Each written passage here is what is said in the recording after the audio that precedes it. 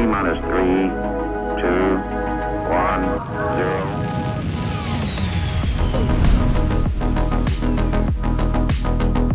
0. Hey friends, welcome to the Launch Sequence podcast for another week of chatting, and you betcha, we're talking about Star Citizen. This week, we know for sure that the Starlancer TAC is coming out soon, and this is a pretty impressive ship. It's looking like it's going to offer some very cool group capabilities, but also some good possibilities for solo players in Star Citizen running missions and contracts. What we've also found out this week, well actually last week, is that Reputation is going to be seeing some changes in the sometime soon TM. I personally have found these reputation changes to be a little bit abhorrent, and I'm a little weirded out by them, but I've brought on good friend and regular guest of the podcast, Farrister, today to talk both ship talk with the Starlancer TAC, but also to hopefully pour some cold, comforting water over my soul about these reputation changes. Thank you so much for joining me today, man. How are you doing? It's a pleasure to be here. I found this quite difficult because, your audience may not. I regularly watch your videos because I'm so interested in your takes on things. And I saw you had a React video up for these reputation changes. And I really wanted to click on it, but I've not clicked on it yet so that this conversation is going to be fresh. The funny part is I posted the reaction to the whole in the Star Citizen Live because I do think there was a lot of talk in there that was worth kind of sharing discussion about. But I did personally feel like the reputation changes specifically, I wanted to make sure I gave at least my first reaction on it. I think even since I recorded that, which was Monday, my feelings about it have changed as I've gotten to talk about it and learn a little bit more about it, which we'll talk about here today. But I realized that, or rather, I wanted that to be out there on its own. So that is actually also going to be posted, I think, tomorrow or a few days ago as this podcast gets posted, to just like focus in on the reputation changes, because this is huge. This is like one of the pillars of the game for me, and it's a really, really important thing to me. I mean, it's not like this gets changed and I'm done with the game and everything's lost and I quit Star Citizen and all this stuff, but I do have, like, when it comes to changes they make to the game that change the way the game works, you talk about bed logging, master modes, and just different things like that. They bother me, but they don't like rock me. Reputation changes like this sound like they could rock me. So we will get to that. But for now, we can talk about the Starlancer. Before we really get into it, though, for anybody who hasn't seen your own content or ever seen you on this show, you think you'd give a little introduction, let them know what kind of content you make? Sure. So I'm Farrister. It's quite difficult for me to say exactly what kind of content I make. I'm quite lucky that I've got an audience that is interested in a lot of the things that I make, so I kind of make the stuff that I want to make. I think I'm probably best known for doing Star Citizen ship reviews. They're probably the most popular videos on my YouTube channel, but I kind of make all kinds of different things. I enjoy playing the game, and I try and make videos that kind of summarize that. Yeah, love the ship reviews, man. That's the ship reviews and the location dives. You say that you like to watch my stuff, but I am regularly watching your stuff, generally with my morning tea. It's a good combination, folks. Try it out. So yeah, check that channel out. But also stick around for this talk. Let's talk about the Starlancer TAC, dude. They just showed it, I guess, official. I mean, they've been teasing it a little bit lately, huh? Yeah, I think this is the Starlancer that a lot of people have been excited for. A lot of people, when I spoke about the Starlancer since the Max was first released last year, they talk about the Max, but they're really interested in the TAC. So I think a lot of people have been waiting for this one. So the fact that we're seeing that in-game soon trademarked, but they've started dropping some of the materials for it is quite interesting. And I'm certainly learning more about the ship. I don't know whether it's changed from the original design, but what they showed this week, some of that was new to me. Might not have been to you, but it was to me. What kind of stuff was new? I wasn't aware of the Fury hangar at all. Oh, yeah, I mean, that is a really big plus on a ship that size to get a ship hangar in there. Any size really that's going to be useful. I mean, But it's not just the fact that it's got. If it just had a ship hangar, that would be quite unique. It'd be quite cool. yeah, But it's hey, here's the Starlancer TAC. There's a ship hangar, there's a ground vehicle hangar, there's a medical bay, and there's guns for days. It's like kind of all sorts of different things rolled into one. Plus, you've got your armory zone, you've got your troops zone where they can sit ready to deploy. It's like, yeah, wow, this ship is. There's a lot going on. yeah. I like to think of it as if you just took the two top decks off the Carrack and kept the turrets in the hangar, this is kind of what you'd have. And I know some people aren't super on board with uh, the Carrack comparison, but like as far as the current Star Citizen goes, there's really only like 4 or 5 things the Carrack does out of the 8 different features that it has involved in it, and the Starlancer TAC kind of hits them all, if I'm not mistaken. I don't know if I'm going to go that far quite yet. I think the size of the Carrack is going to be an advantage. The Yes. Carrack holds a lot more cargo, and even that small Carrack hangar bay, I don't yet fully know what the size of the hangar bay is going to be on the TAC, but they mentioned it's really for fitting a Fury, which is tiny. Yeah. And I think on the interview they said you could probably fit 2 Furies in there, but given how small the Fury is, that's not a major thing. So People I will think find a way. potentially, well, that's true. But potentially, I think the Carrack is still in a much bigger league. But also, the Carrack has a lot of future potential as things develop.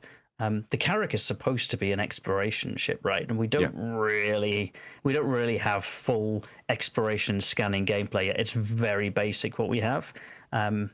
So I think the Carrack will come into its own as we have more star systems to visit, some meaningful gameplay there, because that's really what that ship is about. But in terms of the functionality we have now, the TAC is probably going to be a real challenger for a lot of ships, not just the Carrack. Yeah. And I will clarify. When I say like the Carrack, I do mean mini Carrack. There's definitely the Carrack's got way more going for it than this ship ever will. But as far as the needs that it meets in the game right now, I think this thing puts up a pretty strong challenge for like the actual best choice for people. And size is always a consideration. You have different needs for different ships, but as far as running contracts in Star Citizen, I think this thing beats out the Carrack in my opinion. Until, like you said, we get things like crafting and drones and exploration someday. I think for me, this is the ship to have for bunker runners. For people that like their FPS type combat, I don't think you could go better than the TAC at the moment. Obviously, that's going to depend on when we see an in-game price tag, which is going to be a few months down the line. But I think at the moment, this is with the medical bay, the ground vehicle bay, the space vehicle bay, all of the storage for all of the goodies and stuff that you're looting. Like for me, the TAC is the premier bunker runner ship. Albeit, this is quite interesting. For those that watch the Star Citizen official video announcing, well, not announcing the Starlancer TAC, but the most recent one where they give some information about the ship pre-release. In the interviews, they talk about this being a fantastic group ship for a group of players. Like, this is a great multi-crew experience. I'm sure it will be, but in my mind, as they were reading off the stuff, I'm like, this is for solo bunker runners as the game is built right now. Like anybody that goes in and likes shooting up a bunker and bringing the loot out, like this sounds like the ship for you. Yeah. I am not the kind of person who is advocating for everything to be solo possible in Star Citizen. I've been trying to balance the messaging in both saying that there's group stuff happening. There's also focus on solo gameplay that you might be looking for. But I am in such agreement with you there. This ship, for the way the game is right now, this ship is just really spot on for a person to be able to run the general FPS missions we have at the moment. Because, I mean, even if you find yourself in a situation where you can't land and you got to like clear the ground first, you can just have this ship float around in the air and get on the turrets and shoot down into the ground. And it's huge. Your shields are going to last. So it's like, it's a very like good size for somebody to take out on their own. I don't think long term that would be the best way to do it, but I agree with you for now. I don't know. Like the way I see, I mean, we've talked about this before. I kind of see a Venn diagram where you've got the two overlapping circles, and you've got the space in the middle. For me, there are ships that are solo only ships. Those are things like, I don't know, the Drake Golem or something like that, where there's literally just one seat. That is always going to be a solo experience. If you're grouping it with others, they will need their own ships. Yeah. And to me, on the other end of the scale, there are going to be ships that I really strongly hope are multi-crew only ships. So I'm thinking here like the Javelin or the Idris, like or the Kraken, where you've got all the little ships that launch from the carrier. They're all going to need their own pilot. So for me, those ships are like multi-crew only. So I've got the solo only, I've got the multi-crew only. And there's some that are kind of in the middle where they probably work as a solo, but also work as a small group. So I'm thinking here about things like the Constellation. Constellation is a great solo ship, but actually if you've got 2 or 3 people, it's also a good multi-crew ship. And I'm hoping that the Starlancer TAC will fall into that category where, yeah, if it's your daily ship and you're taking it out and you can fly it solo, it works at the moment.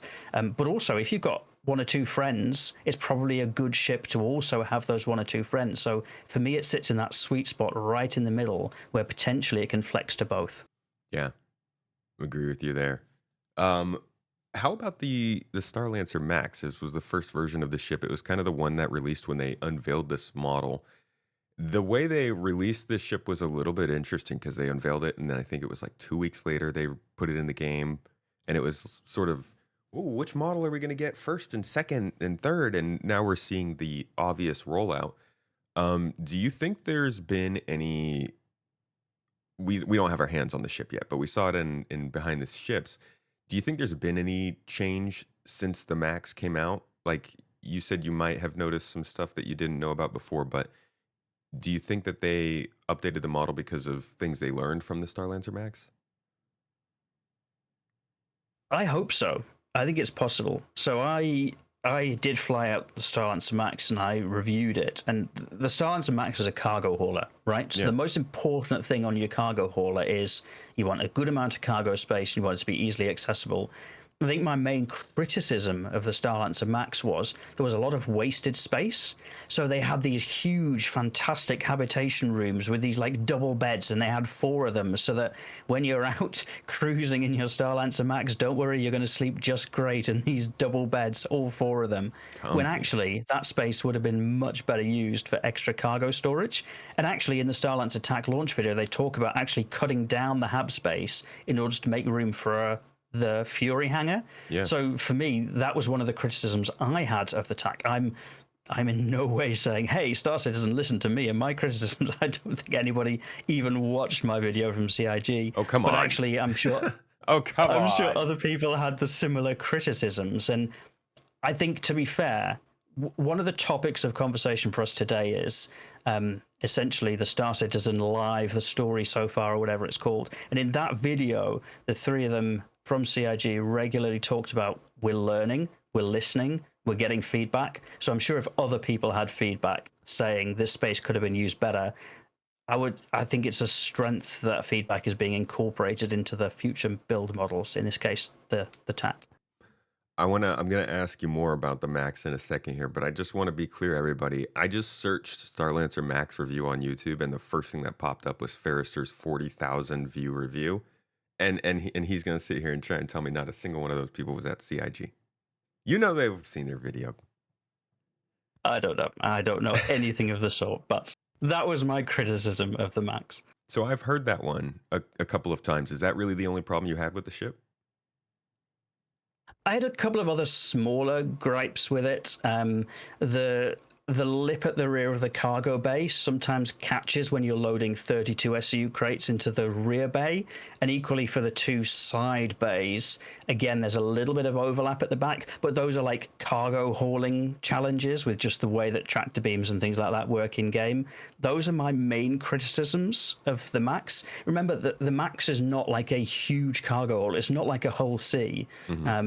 It's really kind of like a step up from, I don't know, the Taurus or the Freelancer Max. It's kind of that ilk. It's not even at the Hercules stage of challenging. So for sitting in that size point, I think it does okay.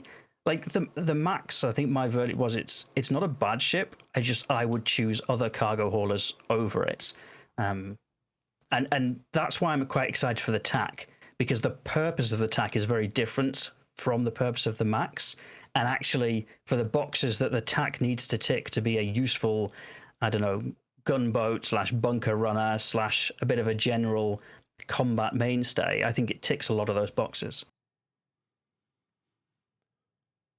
The first thing you think of with the TAC, because the other two are the build, or yeah, the build focused on base building and the Max focused on cargo hauling. The first thing you think of the TAC is kind of, I like to think of it as attack. The sorry, I'm terrible, but like it's the Starlancer attack. It's combat focused. You think of especially ship combat with the big guns hanging out the side, um, but it doesn't really feel.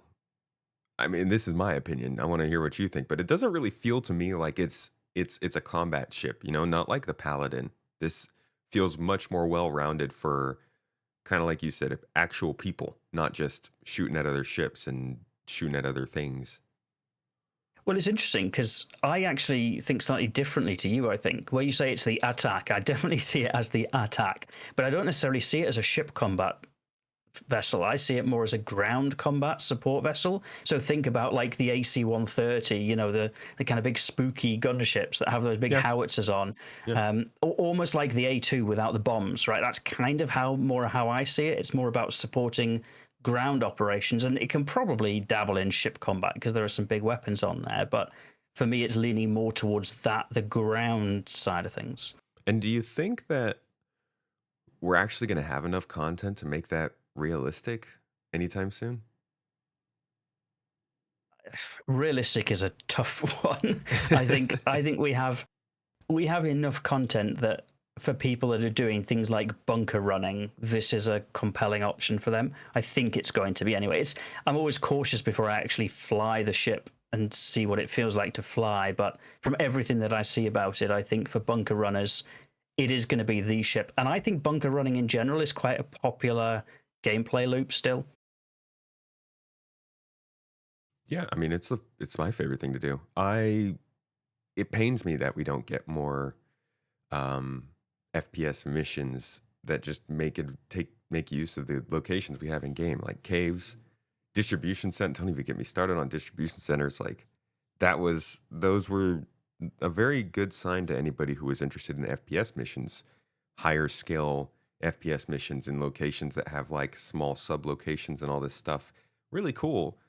But it still feels like the missions we get at these locations and even the bunker running that we're doing aren't quite at the scale to make this ship really feel useful. It's similar to the situation we see with the Polaris coming into the game, in which there aren't a ton of contracts to make the Polaris super useful until you find people getting bored with them and doing completely random stuff with it you wouldn't expect the Polaris to be doing. So I'm gonna. You brought me on to give you some hot takes and some cold water. So here's my hard to disagree. All right. I think these ships are very useful for the tasks that they're doing. So like, I don't know that there is going to be a better ship for bunker running than the Starlancer TAC, given everything I've read about it. I think maybe what you're getting at is I don't think these ships are reaching their full potential. Yeah. So like the Polaris, there's loads of things you could throw a Polaris at and it would be the best ship for it. But the true kind of use case for the Polaris in terms of being a bit of a patrol boat or even getting involved in capital combat, that's missing at the moment. So I think in some cases these ships could be the best ship for the job, but the jobs at hand don't meet their full potential. Is that kind of what you're getting at? Yeah, because I agree. I mean, it's going to be the best for bunker running right now. I'm just thinking to myself, you get to the bunker, yeah, you got a couple turrets you can take out, so that's like some interest for a turret gunner or two. But then you got maybe 6 people outside that you can shoot, and like shooting NPCs with ships isn't that much fun. So it would be cool if you could say there were more remote installations around these outposts, kind of like we see in Pyro. And at those remote installations, maybe NPCs have like a ballista or something. Now you have to come up with a reason for an NPC to have a ballista out there, but ground vehicles and maybe some more substantial structures that are exterior as opposed to just inside of the bunker would be something that would make a ship like this and other ships like the Paladin and the Redeemer and other drop ships more interesting. Like the Hathor I facilities, definitely, I think are a good yeah, example. I definitely agree with that. And to be fair, if we go back to last year's Citizen Con and the road to 1.0, the idea of like the player bases, that kind of feeds into that for me, because this is potentially a ship where if you want to really put it through its paces, you get it involved in a raid on a player base where they've got some of those defenses set up, and you've got multiple layers of security and safety to get past. I think there are a lot of ships in game that just don't realize their potential at the moment. You started talking about the Carrack earlier. That's a ship that doesn't realize its potential because the real gameplay loop for it isn't there yet. So I think that's probably a common criticism. I think it's a difficult choice to make, to say when you've got a ship that's asset ready and potentially something that could be very useful in game right now, like the TAC, do you release that into players' hands for people that have paid the money for it and let them play it with what we have now, albeit it might not be realizing its full potential, or do you hold on to it until you've got, I don't know, base building or something down the line? I don't know. I think for something like the TAC, I think it's probably the right thing to say. If it's ready to release, you release it and hope that it gets better with age, that it matures like a fine wine. I think it's probably it's a difficult one when you don't have all of the gameplay there, but I still think we'll see a lot of TACs flying around. Oh, I think this game's ready for the TAC for sure. Yeah, I think they should release this. It makes sense for it to be the second ship that they're releasing from the series. I really like it too. I wasn't crazy about it when it first came out, even the design overall, but the size and the design of the Starlancer series has really grown on me. I agree, and I think this is it's much more of a useful ship, I think, for what it's supposed to do than the Max ever was. So you really get to capitalize on that design because it ticks so many of those boxes that people are going to be looking for. I want to talk a little bit about competitors because it fits in a very interesting place. And like we said, it's very fully featured for what it is. Um, how does this compare to some other ships that I want to say maybe fit in the category of being solo capable, but also geared towards multi-crew possibilities and maybe carry a little bit of cargo, but also can defend themselves? Ships like the Constellation or the Corsair, or even like a C2 Hercules. How does this compare to those in your opinion? Is it too well featured? It's very well featured. As for whether it's too well featured or not, I think it's too early to say.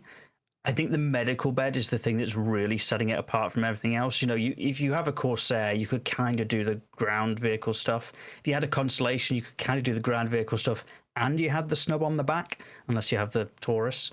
So those kind of do tick those boxes. I think with the TAC, you get something that ticks those boxes, plus all the guns for supporting ground ops, plus the medical bed as well. It does make it a bit of a hard hitter, a bit of an everything ship. I think I'm always cautious of new ship releases because I've followed the game for a while. I've seen new ships get released, and then shortly after the sale ends, maybe this is me being cynical, but shortly after the sale ends and everybody's bought the ship, they are rebalanced. And suddenly the Ares Ion or whatever it is not quite as powerful as it used to be. And that always makes me nervous about newly released ships. I think the TAC feels a bit different to me because what makes it powerful is not necessarily the stats of the ship. It's not how fast it is or how far it can travel or what the pilot can operate from their seat. What makes it powerful is the list of things that it's got, which is all in the rooms that it has available. So the fact that it's got a hangar, the fact that it's got a medical bay, the fact that it's got a ground vehicle bay, and those aren't things that you can retune or rebalance down the line, right? The hangar is going to be there to stay unless you significantly alter the asset, and I don't think that would go down well at all with owners. So it feels to me like the TAC is always going to be strong compared to the competitors at particularly the ground operations. The only way I think you can tune that is by adjusting the price. And that only affects future purchases and not previous purchases. So I can imagine anybody that paid full price for TAC, it wasn't a cheap ship to begin with, but I imagine a lot of those people are feeling like they're really getting a lot of value for their money. It'd be interesting to read in your video comments or however else people interact with the podcast if they disagree, but it feels to me like this is going to be a valuable ship for people. That is a very good point. That it's about the catalog of features it has, not necessarily how it's using them. Do you feel like there has been other ships in the game that kind of fall in line with that as well? That just are a very smart decision for people because of just what they will have, regardless of how the game changes over time? Oh, probably, but it's difficult to know. I think some of those we have to wait and see. So, like the Banu Merchantmen, the very first people that bought a BMM bought something much, much smaller than I think what we're going to end up with.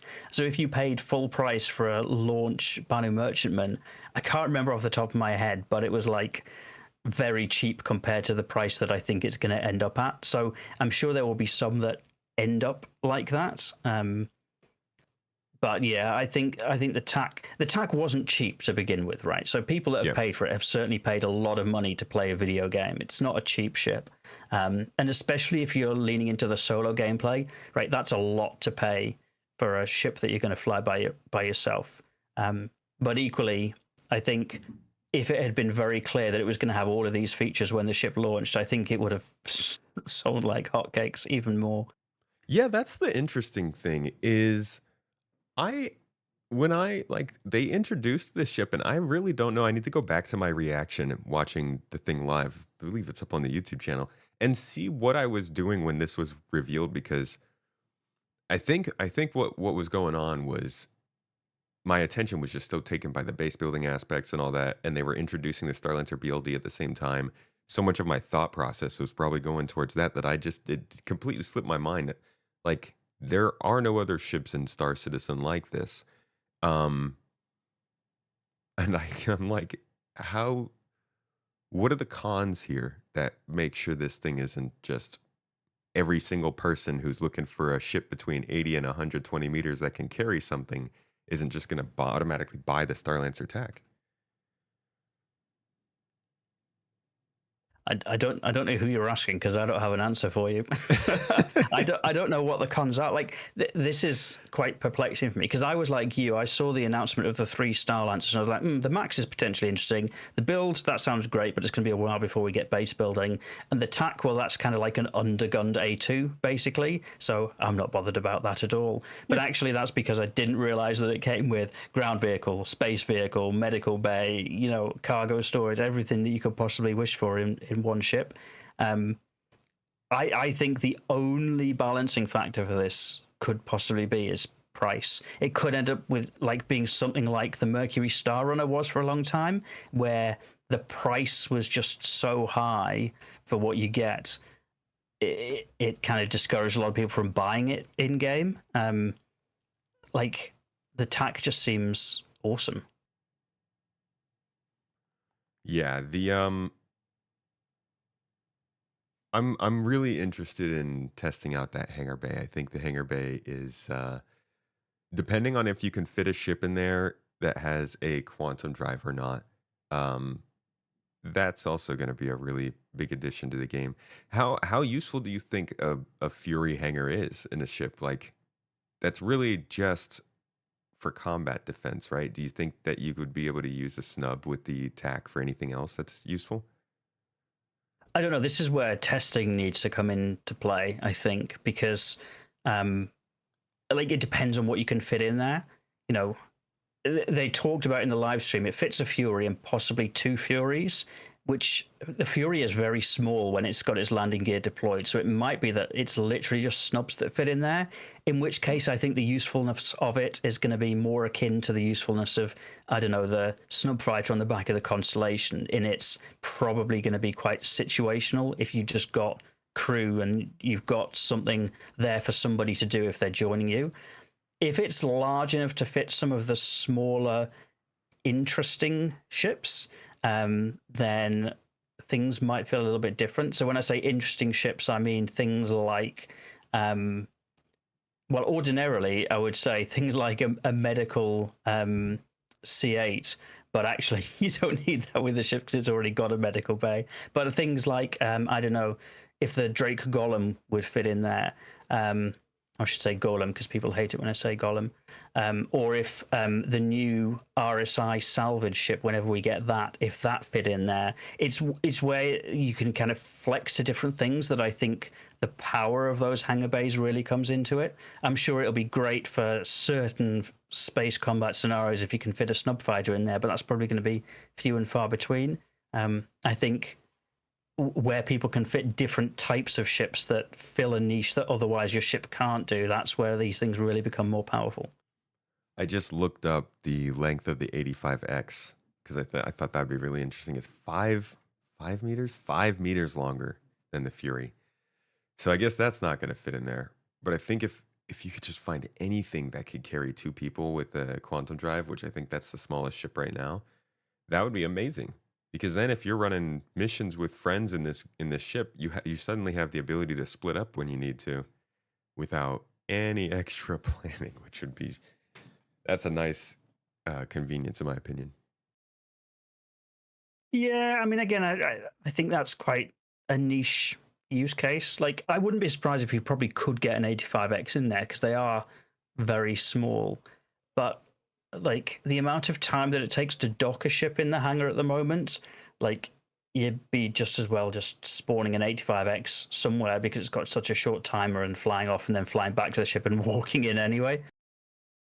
Well, I'm being terrible. I'm jumping now from only considering the game now with the Starlancer to considering the future of it. I'm just thinking of my long distance future self running missions with friends out in some star system. And like somebody maybe wants to like go meet up with somebody else or wants to sign off for the day or wants to start a mission that the rest of your org is starting that nobody else wants to go in. It's nice when you can just take a spaceship and fly somewhere else instead of having everybody go and divert their whole trip.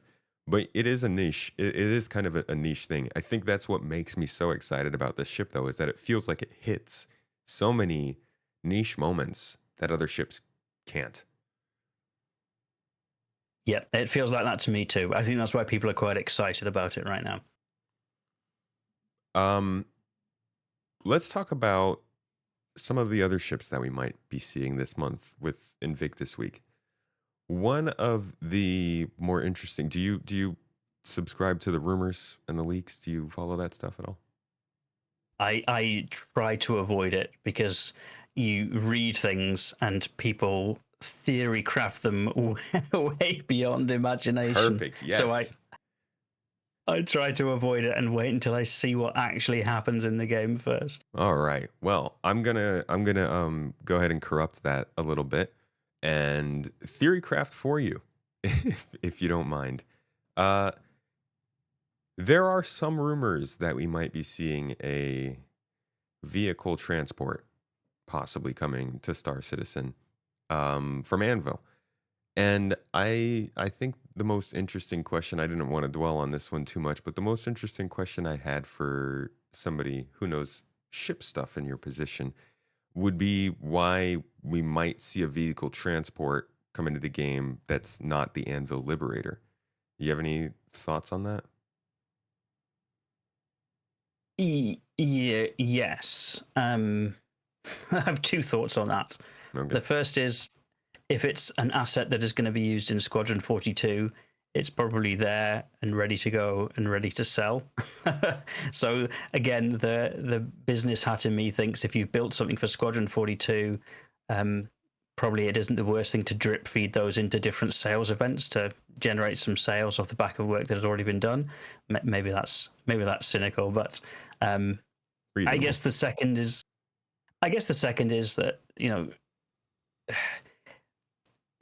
ships in game at the moment, they can flex to lots of different things. So what I mean by that is one of my favorite ships is the Valkyrie, and I could not tell you what the Star Citizen website says the Valkyrie is there to do, right? It probably says gunship or something like that.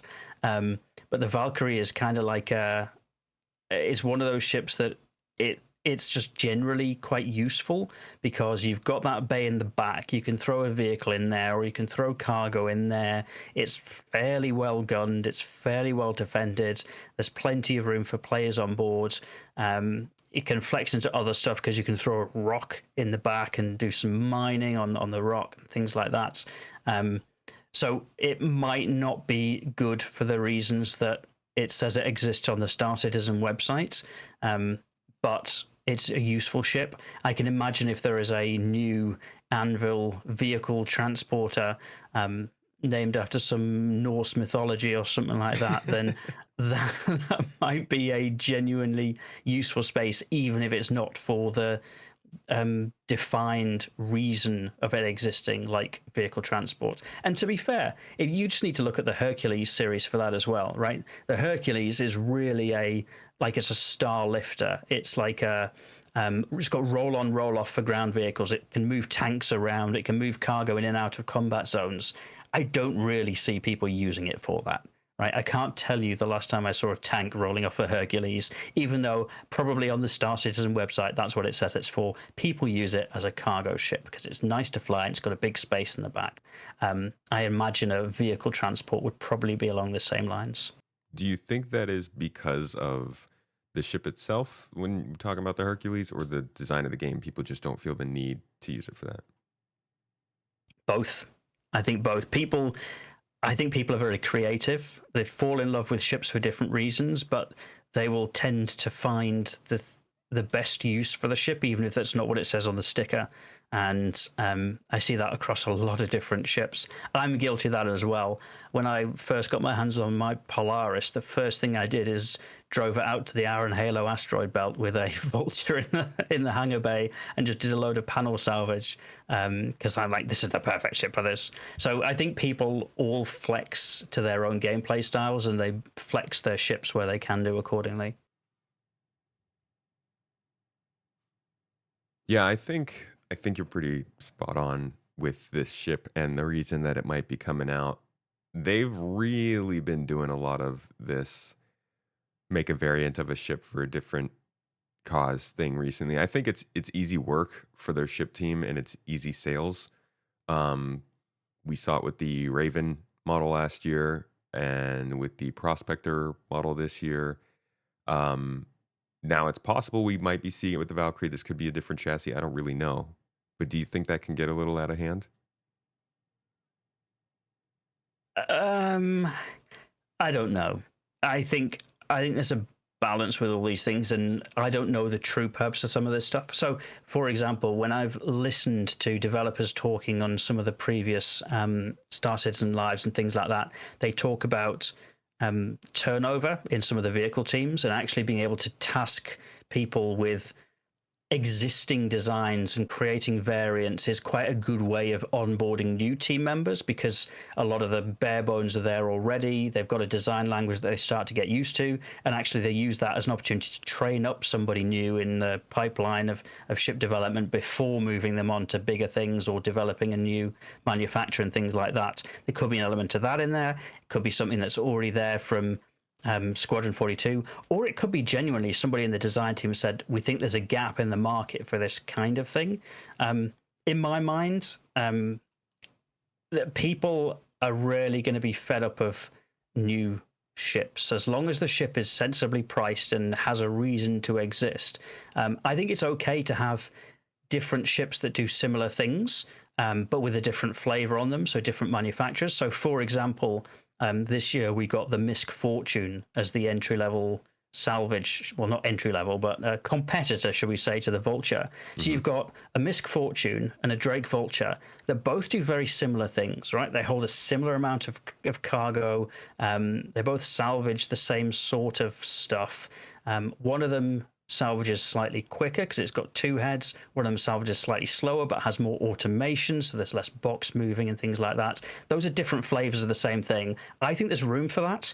I think whether you want a vulture or whether you want a fortune is largely on preference. Like, would you rather fly a misc ship or a drake ship?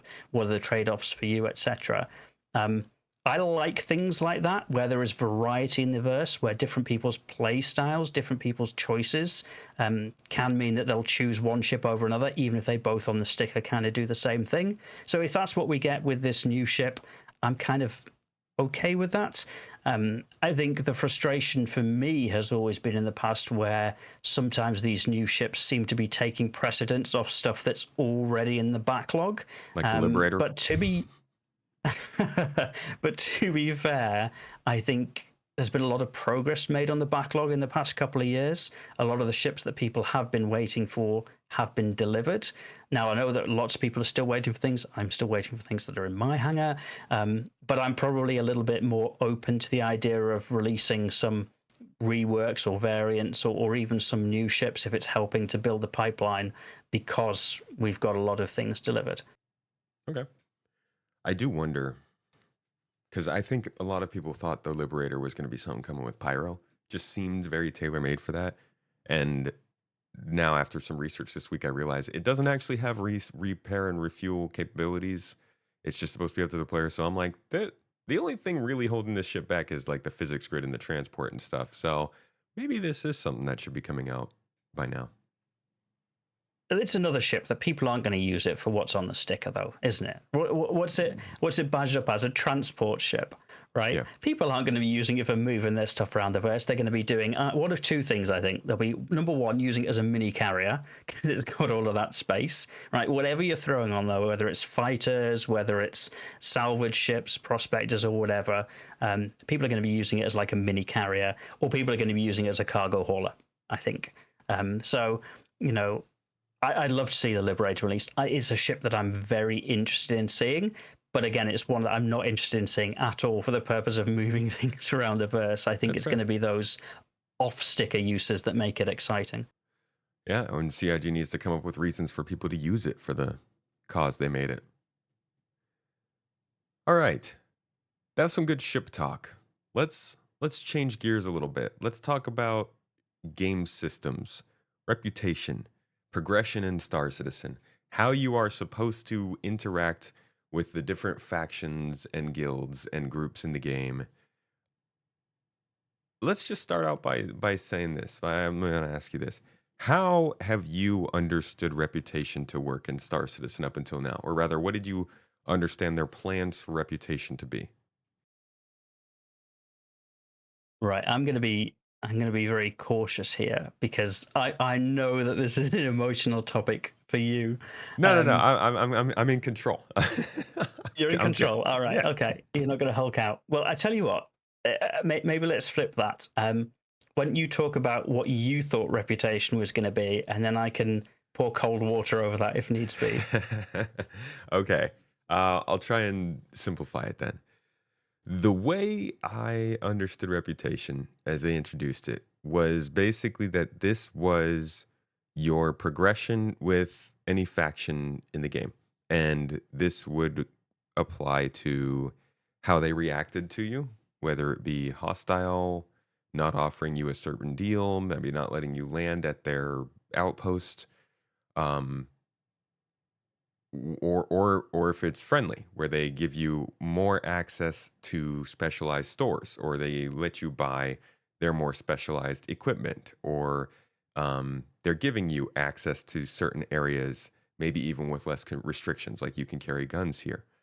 So this was something that I was under the impression you would earn either by running missions with these people working for them, or by the actions that you took against them, their allies, or their enemies. So if I'm in the Stanton system and I'm working with Tisha Pacheco, I'm going to rob a cargo transport that is in the ArcCorp jurisdiction. When I do that, I get negative rep with the UEE and I get negative rep with ArcCorp. Over time, I'm getting more and more work from Tisha Pacheco, but every time I'm also getting more and more pressure from ArcCorp. So this is encouraging me to consider what I'm doing in that area, because well, I like ArcCorp. I want to land there. But at the same time, Tisha makes some good missions. Further complications come from the fact that Tisha Pacheco is on ArcCorp. So then maybe you have to figure out, maybe you can only contact her through the Mobiglass or something like that. That's getting into more of the flavor stuff. But that's kind of the underlying idea of how I expected Reputation to work. And it would apply to whatever company you were working with or whatever government you were working with. Okay, so what feels different for you after last week's Star Citizen Live? Well, ArcCorp's not going to have Reputation. So in that scenario that I mentioned, I would be working for Tisha Pacheco and I would be robbing ArcCorp cargo haulers or ArcCorp bound cargo haulers in their space.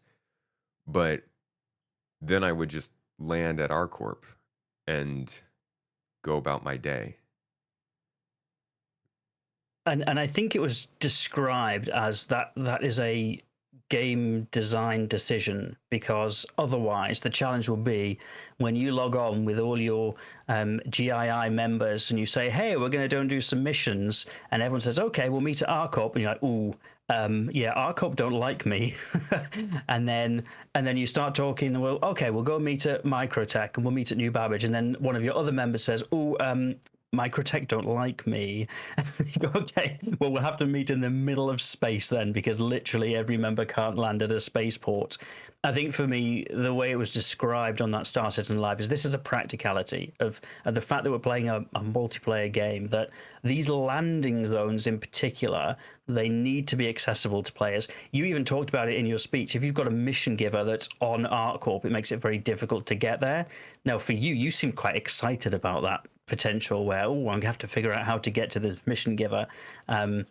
But I think from the practicalities of group play, from the practicalities of designing missions, and also simplicity, I think the view was actually, let's simplify this a little bit so that we've got a slightly more on-rails experience. I think in particular, this is thinking about like the journey to 1.0 and the fact that there's going to be missions across just the 5-star systems now, and they're probably going to be, in some cases, location-driven. You might need to go to Area 18 on ArcCorp to do part of that kind of 1.0. And so I think there's a practical step which says we probably need to limit some of that. I still think the core of Reputation is going to be there. I think it'll just be aligned more to the different factions in the game rather than the landing zones. And to some, I think that will feel watered down. But also, I think I can understand the rationale about making the game accessible to players, especially as they interact with each other in groups. Yeah. It's definitely a design decision. It's definitely meant to make the game, quote unquote, easier. I mean, they explained as much. One of the things that they said was basically, in the situation I said, they don't want players to accidentally do that mission and then not be allowed at ArcCorp, which is I understand why they're doing it, both in terms of the gameplay that they're trying to provide and the technical challenge of making a game this complex. I just don't appreciate that's a change that's happening. I mean, the idea of choice and consequence is the number one thing I think that Star Citizen has consistently been charging towards. A game that takes your choices into account and gives you consequences. And to take away the aspect of a company's ability to see what you're doing, a bit essentially, feels so detrimental to how something like this, how this multipolar, politically charged, very chaotic empire is supposed to be. It just takes away that feeling of living in the game that I was looking for. And when I think about this further, their talks are, like you said, we're going to take the reputation that some of these more local factions like ArcCorp, Microtech, Crusader have, and we're going to have that factor into a more overarching faction. So all of these companies are using the same security companies, whether it be Foxwell at this level, and then Eckhart at this level, and then Northrock at this level, and you're progressing through knowing these factions. That's still cool, and I think that's nice. But if Foxwell is still handling security at Microtech, then when I commit a crime in the Stanton system, I'm getting reputation loss from Foxwell and not Microtech. Isn't Foxwell still going to like stop me or shoot me or something if they see me on Microtech? Like, how does it change that Foxwell security is going to be handling customs in New Babbage versus Microtech handling customs in New Babbage? And if the answer is, well, there's no more customs in New Babbage, then I'm like, okay, so you guys just taking security out of landing zones? Does that mean that we're going to keep armistice zones forever? Like, the complications for me branch out from a decision like this, and I'm trying to wrap my head around how they still make it work. Yeah, so I think there are lots of ways to make it work. So you've covered a few things there. So I think the first one is, and I mean this in the kindest way possible, All right. corporations don't care about you. To ArtCorp, you are insignificant. Even if you hit like 10 transports that are on their way into Area 18, the scale of that versus the size of Area 18 is probably minuscule compared to their bottom line. So, I think about some of these shipping giants like Maersk or Mammoth or anything else in the real world. They probably could not tell you a single, I don't know, pirate off the Gulf of some coast that is causing them problems, but they can say they've got a general problem with piracy in an area. So it's less about the individual and more about this is an area that's a problem. I feel like for me, I'm okay with reconciling that in my mind that, frankly, ArtCorp does not care about me. If they've got a problem with piracy in general around Area 18, that is more of a general problem to the corporation than a problem with me, Farrister, as a pirate. I think also we're down to 5 star systems on launch now. When some of this stuff was being talked about originally, we were going to have up to 100 star systems. And so the reality of that would mean that potentially if you are not friendly with some backwater government on some backwater moon in the middle of nowhere, it's probably got less of an impact versus now we've got just 5 systems. The stuff needs to be a little bit on rails so that everybody can access the content for the 1.0 stuff. For me, this feels like a compromise to that. I have a little bit of a disagreement there because when they designed this reputation system, they had already blown past Planet Tech. So they must have known by that point that they couldn't be hitting 100. I mean, maybe the audience was a little bit more in tuned than they were, but reputation was introduced to us formally in like 2018, I think, 2019. They must have known by then that they couldn't plan to have a system that couldn't scale up to. I mean, if anything, I would think 5 systems would make for less factions, less work for them to make reputation for every faction. I've followed this game for a long time, and quite often ideas overtake practicalities. So it's possible that some people were aware at that point that the reality of 100 star systems was unlikely. But I think the vision, it probably depends on who you ask. You get this with Star Citizen backers, by the way. You ask people what Star Citizen is, and you'll get different answers from different people. You ask people how a blade's going to work in game, how are NPCs going to work in game, and everybody's got their own opinion based on dev comments going back 12 years that often conflict with each other. Yeah. I think for me, reputation is similar. I think there are probably going to be some overarching things that sit above that. So you mentioned about, what if the security guild doesn't like you, and you land on Microtech and they're running the security? Well, I think that's where more it's the crime system that is impactful in the reputation. Like maybe the security guards don't like you because you've got a bad reputation, but if you're not a criminal, what are they going to do about it? They are beholden to UEE law.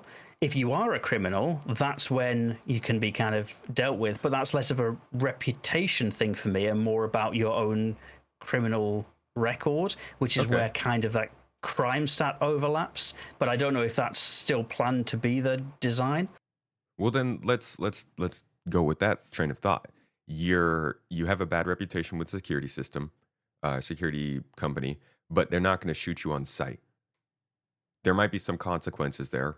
I don't know what they might be. Maybe they won't let you do certain things, but there's still security. Yeah, and they're still doing the same thing. They are still in the position to limit you in some way from getting to enjoy some specific part of the game because that's their job. As security in the Stanton system, they are supposed to say, "Hey, this person has a bad reputation with us, therefore we want to limit what they're doing," right? Or But you don't have to. You don't have to have that. I think you're really thinking of almost like the leaning into, or it's almost role playing level here, where there are consequences to my actions. yeah, And I think what but I that's not took role from the playing. SCL, I mean, yeah, that's just game design. well, in part because there's a balancing game design piece which says actually in these hub locations like the cities are, you need some practicalities about being able to decide on whether or not people get access or not. And I think the decision was if you do that on reputation, it introduces more problems than the benefits it would bring. So I don't know. I think you can still do that in other places. And to be fair, as the three of them were talking on the SCL, they said this is like for now for the landing zones. There is nothing that says in the future we might not be able to do more with local rep because I think everybody there wanted to. This was more of a practicalities. And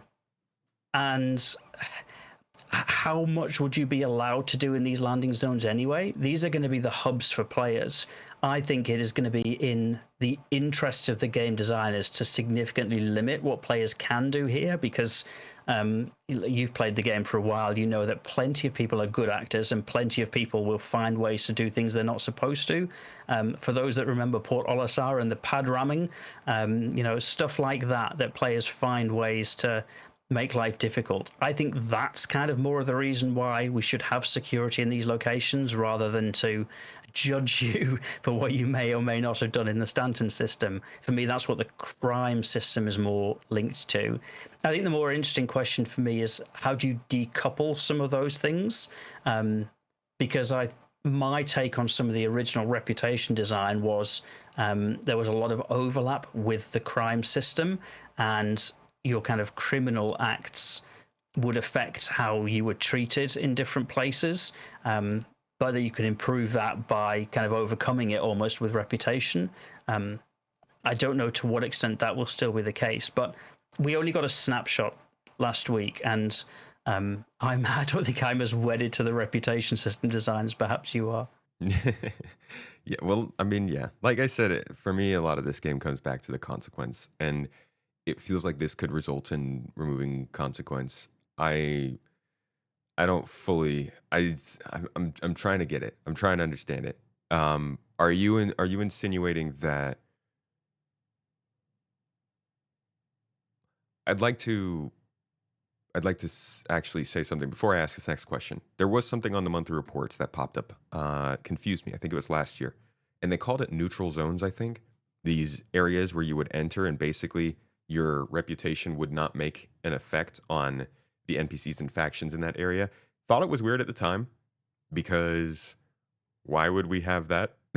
I figured, hey, we're supposed to make reputation with these factions and that's supposed to affect the game. But then they were going to make these places where that didn't matter. And I was like, why would you do that? But now it sounds like maybe that's what they're doing with social hubs. So do you think that they're just kind of removing any game derived consequences from being in social hubs like cities? Like, is that just going to be a anybody can be here sort of thing? I suspect they are simplifying the restrictions. So I can imagine that crime stat or some variant of crime stat is here to stay.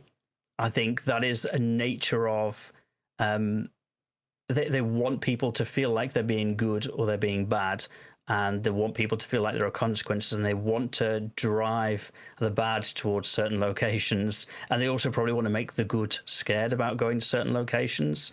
So in the old Stanton analogy, Grim Hex was always where the naughty people hung out, and some of the other places were where naughty people couldn't go without being shot at and things like that. For me, CrimeStat or some variant of CrimeStat handles that top level. Are you a good boy or are you a naughty boy? But if you also have all of the different local reputations sprinkled into the mix, it does make that a lot more complicated. And Star Citizen is already quite a complicated game. So for me, it's potentially more about simplifying all the different potential layers and iterations that could happen. But I'm not privy to the game developers and their plans. It might be that CrimeStat is to go as well. I have no idea. I'm just confused. I still feel like I just don't. I'm not entirely sure how it's going to work. I can hear the reasons. They are technical in that it's a really complicated system and it's a lot of work to create all these voice lines and all these different reputations for all these different groups and custom rewards and all that stuff. What I'm not getting is what this means for the design of the game. You know, the armistice zones, the how do I go places, the if I do have a bad reputation with Foxwell, how does that affect my ability to play the game? I would love to understand if it is like you're saying and they're just simplifying this and people will still be able to have a bad reputation that impacts their ability to do things in game versus not. Like I don't want somebody to be able to go on a killing rampage and get a low reputation with a company because maybe they're in a lawless system and then come back to Stanton and like that low rep with that company doesn't actually stop them from coming back to, I don't know, let's say the Hathor group facilities where they're not going to get attacked by the security services that might be there because those security services don't see they have a crime stat.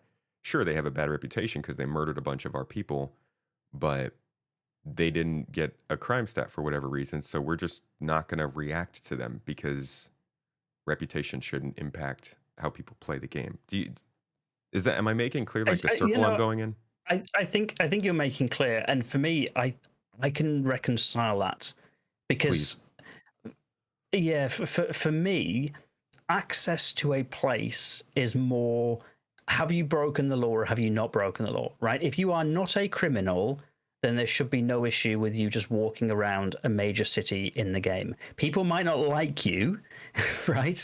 But ultimately, if in the eyes of the UEE you are not a criminal, why would you not be able to like wander around just because you've done some questionable things elsewhere? If those things broke the law and you are now a criminal, I think kind of feel like it's different. And to be fair, if you just painted it in Stanton, I think that would become much more compelling because you can say, right, you were pirating loads of ArcCorp ships. You're not allowed at Area 18, not because ArcCorp hate you, but because you are a criminal in the eyes of the UEE. So until you've spent your convictions, that's an issue. I think that becomes more challenging in some of the outlying systems or some of the non-UEE controlled systems because I don't know what the narrative is there.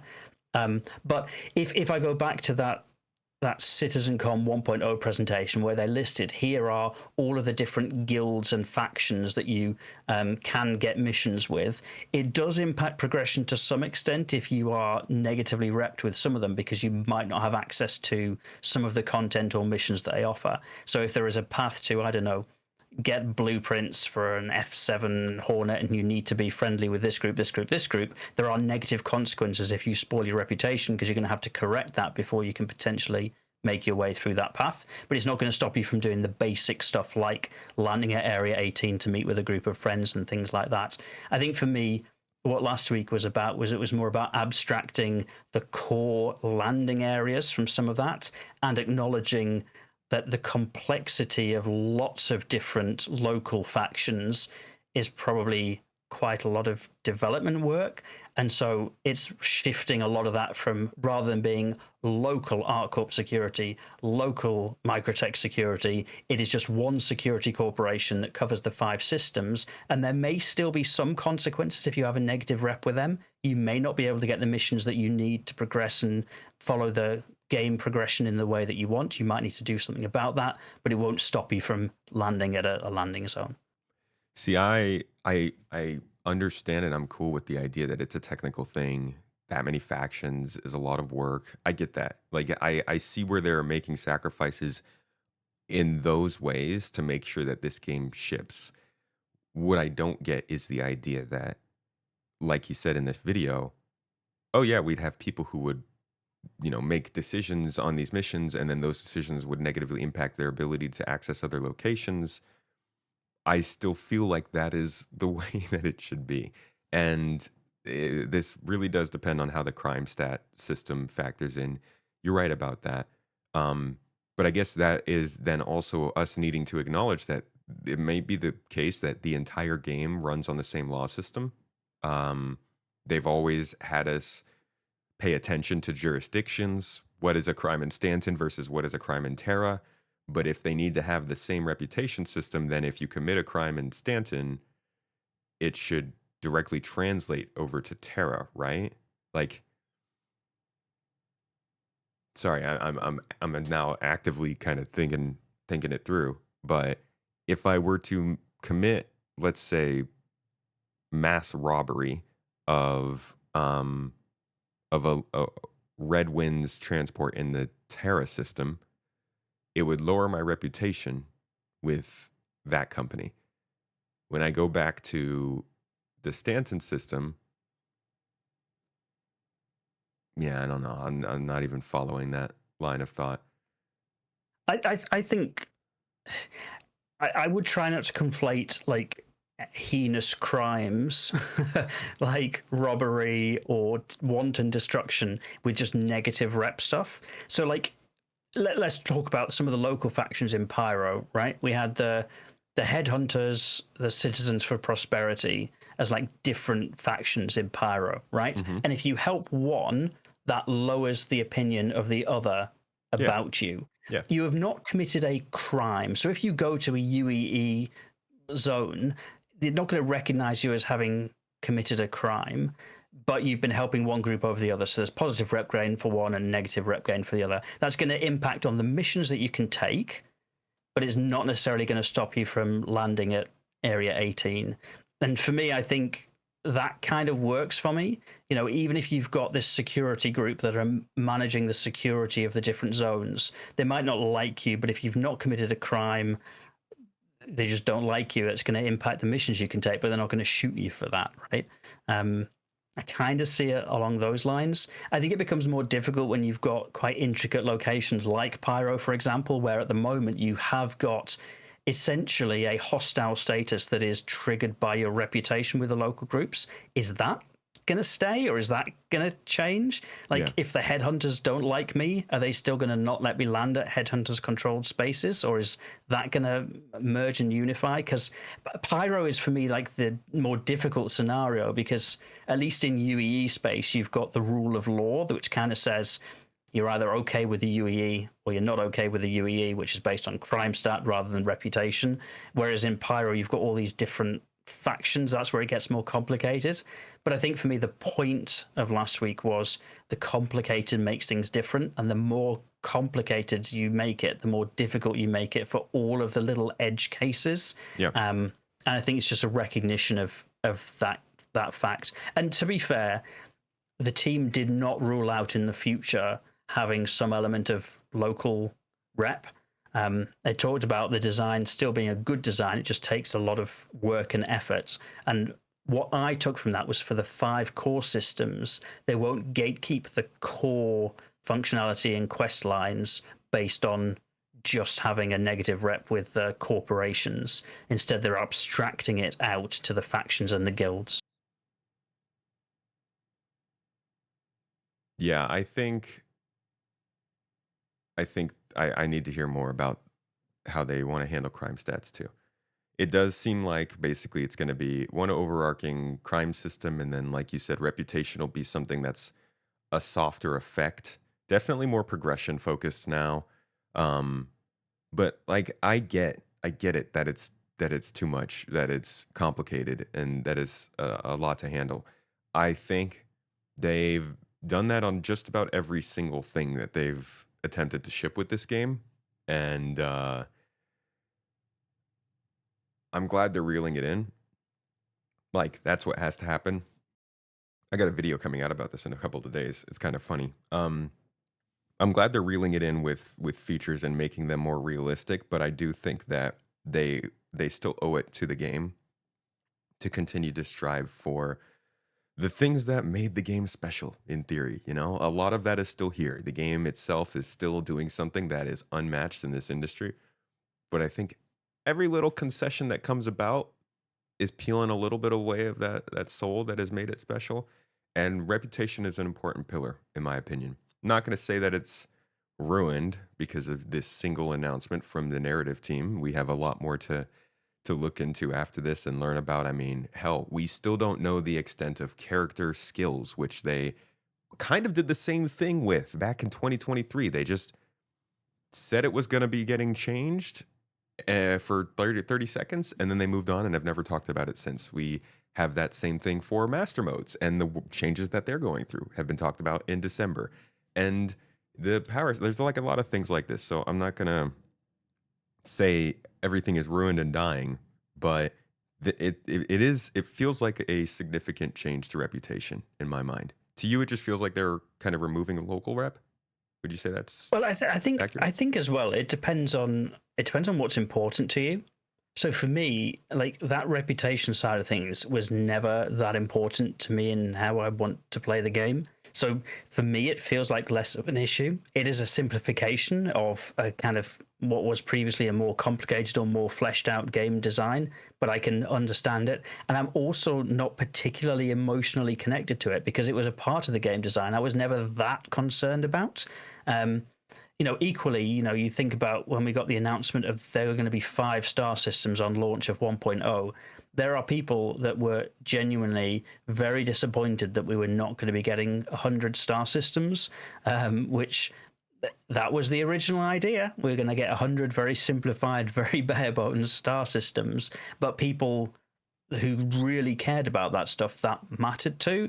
I think different people want different things from the game. I think it's one of the strengths that Star Citizen has had is it's really captured the imagination of lots of different players. It's also, I think, the single biggest challenge that Star Citizen has to overcome because people dream big and they theorycraft big and they get really wedded to an idea of what the game is going to be. And if that doesn't transpire how they expect, or if the game design changes, I think that does inevitably disappoint people. So for me, the reputation piece, it's definitely a paring back of what was previously the game design. It was previously discussed with players. I can understand why people like you would be disappointed with that. I can understand it, but I'm also not particularly close to it. So I'm probably not as emotionally impacted by that decision. If they tell me tomorrow that Multicrew is gone, I'll be back on the Oh my podcast God. and crying my eyes out. Yeah, that would be terrible. I hear you with what you're saying. I do think that this is a little bit different from something like the planets because even if they haven't officially said it, I think most people who follow Star Citizen have known for at least the last 7-8 years that 100 systems is not happening, especially at launch. This is a game system that's been functioning. Like they advertised this, told us about it, and then put it in the game. We play based on this system right now, and they're removing it. It a little bit reminds me of item recovery as a thing. It's something that they're putting in the game to play a certain way based on how they want the game to play, and it's going to change. But they laid that out for us. This came with no roadmap or really expectations of how reputation will grow whatsoever. And I think that's where this one hits me a little bit different. Is like this was in the game. The game's constructed to work with this. And I understand if you need to turn things back. I'm not saying they shouldn't do this or that they can't or that I'm the arbiter that says whether or not it's allowed. It annoys me. that's really where I'm coming from, and I hope that they And can figure it out. there are going to be lots of examples of that. We have been operating until very recently in a very small subset of Stanton. And so things like local reputation make a lot of sense when you've only got 2 planets in Stanton.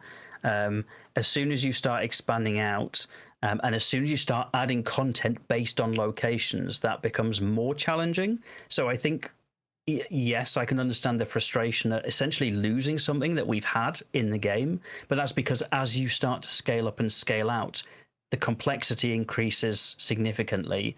But also, as you want to introduce content, it gatekeeps that content behind reputation, artificially or not. I think there are lots of things where we could say what we used to have felt better. Anybody that remembers the old flight model might say, hey, I really missed the old flight model from 2016. It felt so much better. But I think there's some practicalities of Star Citizen needs to be deep enough to swim in, but not so deep that people get lost. And I feel like that is the real driver behind these local rep changes for corporations, is to stop people from falling in too deep before they learn how to swim. As long as there's still a deep end to the pool. Like, there still needs to be space for the people who want this stuff to enjoy it, I think. And hopefully that's maybe that's unlawful systems. Maybe, like you said, all UEE systems are going to run on this very structured crime stat system, and reputation won't have as big a deal. But in the pyro systems, reputation, I think, should still be king. There's no crime stat to tell a gang that you can't land on that space station and get refueling, and that's got to be a reputation thing. And I know they don't want to change that in Stanton or in UEE systems where it might be early game, but in the unlawful systems, that was kind of the whole point of pyro. It might be, and I think the impression I got is there's probably going to be a difference of opinion for locations that are critical to the 1.0 story quest line versus other locations. That's kind of what I got this as being. As much as dev resources was a constraint, I think this was also linking to the team starting to think about this 1.0 and the storyline and all the different locations and all the different factions that you encounter with that. So for me, it was kind of, it all harks back to that CitizenCon presentation of making those factions and guilds the more meaningful experience rather than just local groups. It's just another product of the pen meeting the paper, and this alpha, this project they've been working on, actually starting to become a game. I think so. Unfortunately, I think so. All right. Well, I'm gonna have a lot to say about this, I think, over time, and I'll probably make a video about it. But I appreciate you chatting with me about it. I appreciate your differing opinion on here that we could go back and forth with a little bit, and now I can think about it more and decide if I'm as unhappy with it. I don't know. As with all things Star Citizen related, it comes back to communication.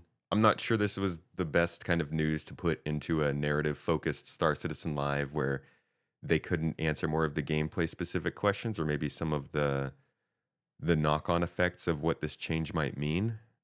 What do you think? Was this a fine time to let this kind of info out? Again, I think it depends on how invested you are in it. For those that are listening, we'd been messaging each other this week because you said, have you had a chance to watch this thing? And I said, oh yeah, I'll make sure I watch it. And I was watching it and I was like, am I going to get to the controversial bit yet? Am I getting to the controversial bit yet? And then I got to the end and I was like, that wasn't really that controversial to me, but that's because I'm not as invested in the reputation system. Clearly that was a very important pillar of game design for you and one of the things that you were expecting from the game. So I think whether or not it was the most appropriate place probably depends on how important this gameplay is to you. For me, it was fine because yes, it's a paring back, but it doesn't drastically change what I feel my game experience is going to be because of my interest in what I want from the game. But for you, it was like a big announcement, and I think both are valid opinions. This is the challenge that the community team over there have to circle, is that everybody has such different expectations from the game. Everybody's interested in different things. We see this most often, I think, in the discussions about PvP or PvE and things like that. But I think all of these little strands are going to start coming out as we start seeing progress towards a 1.0. I think things that a lot of people have been hoping out for, whether it's reputation, whether it's star systems, whether it's what their specific ship does, whether it's blades or NPCs, whether it's engineering, like whatever it is, I think once the rubber meets the road and we actually get the stuff, I think there might be a lot of disappointed people out there if it's not what they dreamed of.